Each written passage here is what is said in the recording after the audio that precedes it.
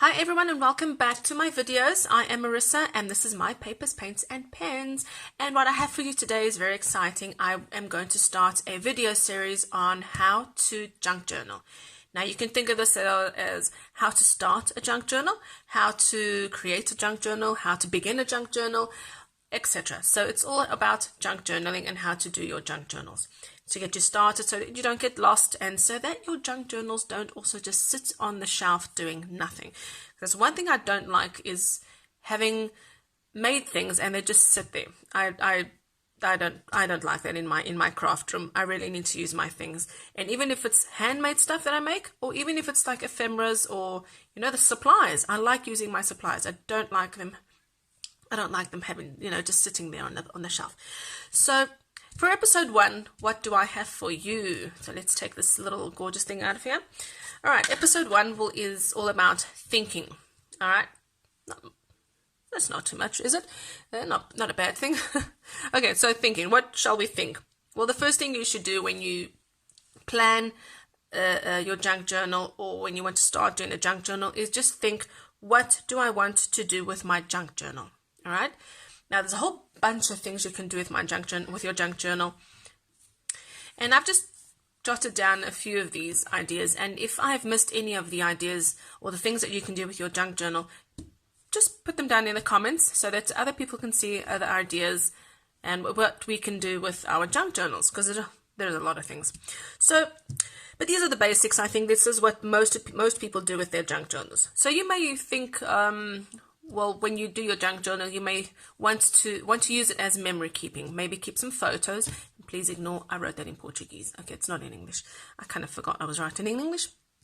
Anyway, just ignore that. So memory keeping, you may want to make a junk journal to keep your photos, keep, memories. Basic memory. Memories can be letters. Memories can be tickets. Memories can be, well, anything you just collect along your day, along your holiday, along some point of time. So memory keeping. All right. You can even think of it as like a photo album. All right. If you're just using photos, you may want to use your junk journal to just write in it. Okay. Just journaling. It's writing. So, you can, when you do this type of junk journal, when you just want to write in it, you can use decorative elements or not. If it's just blank pages where you just want to fill up with your writing, that's it. All right. Each of these little things that what you're thinking of doing with it, this will actually help you decide what materials to use. Okay. So that's why we need to know what we are going to do with our junk journals. You may want to combine the two, memory keeping and journaling. So you use it for journaling and photos. All right. You may want to do a travel journal. Now this is very important because you will want to, on the next phase, think about your covers. All right, for junk journal. You may want to use it as a art journal. Also important because you need to think about what papers you will use in your signatures. You may want to use it as a Bible study. Also important because you may be a person that will like to have blank pages because you like to write big letters, small letters, and do some drawings. All right. You may want your junk journal for ephemera keeping, just to keep those lovely little pieces that you receive or that you find, and it's a good place to keep all those things in. And of course, there's a whole bunch of other ideas, and you may also want to just make an all-in-one journal that'll keep your memories, that'll give you some space for journaling, that'll give some space for doodling and art journaling, and like an all-in-one art junk journal. All right.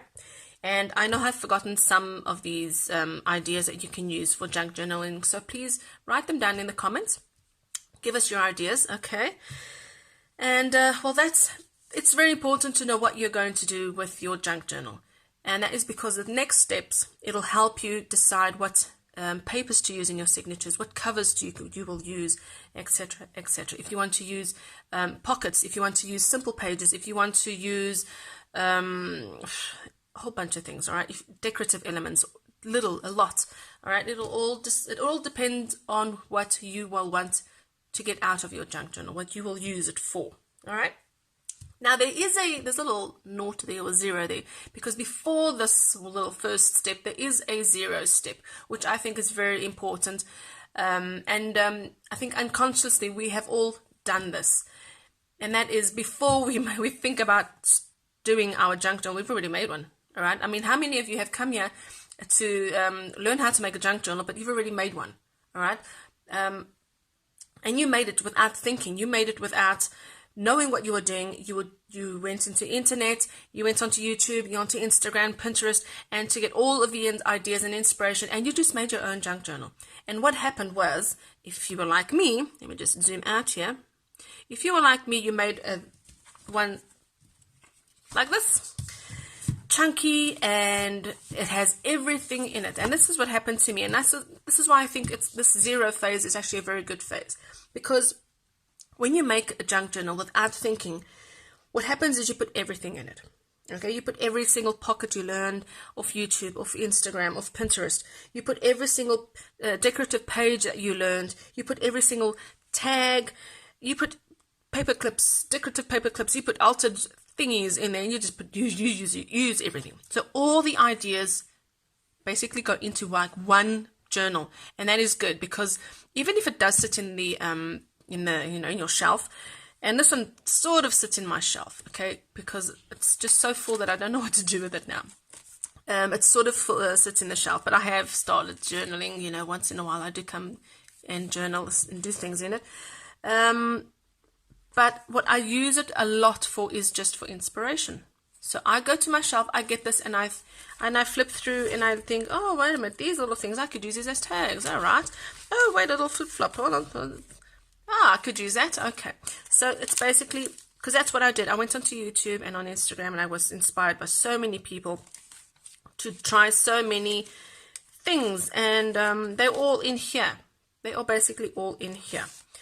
And so that's why I come back to my first junk journal, and I get inspired, and I just remember, oh, right, I didn't remember that little pocket. It just reminds you to do things, and, cause sometimes we do get stuck when we are in these natural phases. All right. So just do that first, and then think about it. All right.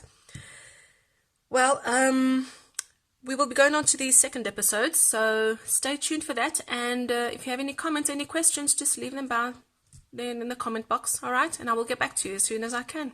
See you later.